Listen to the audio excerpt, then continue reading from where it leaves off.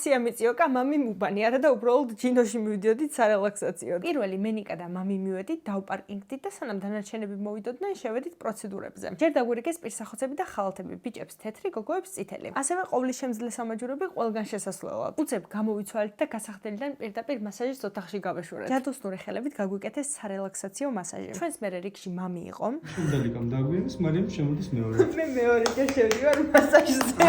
ასე აღმოჩნდი სარელაქსაციო მასაჟის მეორე წრეზე. იქიდან გამოსულს მეგონა ფეხს ღრუბელზე ვაბიჯებდი. მასაჟიდან წავედით აუზზე. დერეფნიდან გარე ჯაკუზის ულამაზესი ხედი იშლებოდა. და როგორც იქიდან ლიკა დამიშოთ შემოგვიერთდნენ. ჯერ ლუდის აბაზანებში ვიყავით, მერე მშრალ და სველ საუნაში, შემდეგ კი ღვინის აბაზანაში გადავინაცვლეთ. ალმა მოშიება იცისო და მივაკითხეთ ბარს. ცხელისასმელებიც ჰქონდათ და ცივიც. ლიკამ ლუდი აიღო, მამი მცივი ყავა. მე ნიკამ დამიშომ ცხელისასმელები ვარჩიეთ. ლინტვეინი, ცხელი შოკოლადი, ზეფირით და ირლანდიური ყავა ავიღეთ. მოვკიდეთ სასმელებს ხელი და გადავინაცვლეთ ცხელ ბარ აუზში. თან ცხელი აუზია, თან ბარის კამებით. ამ სიტუაციას თოვლი კიდევ უფრო მეტად ამშვენებდა. ბარში სასმელთან ერთად საჭმელით შევუკვეთეთ და სანამ ვცურავდით, საჭმელიც გამზადდა. გასყოფად ავიღეთ საფერმელობიანი ჯონჯოლით და პიცა. ინდივიდუალურად სუში, ბურგერი, კლაბ სენდვიჩი და პასტა. ამასობაში მამი და ლიკაც შემოგვიერთდნენ, კარგად დავნაყრდით და ბედნიერები წავედით სახლებში.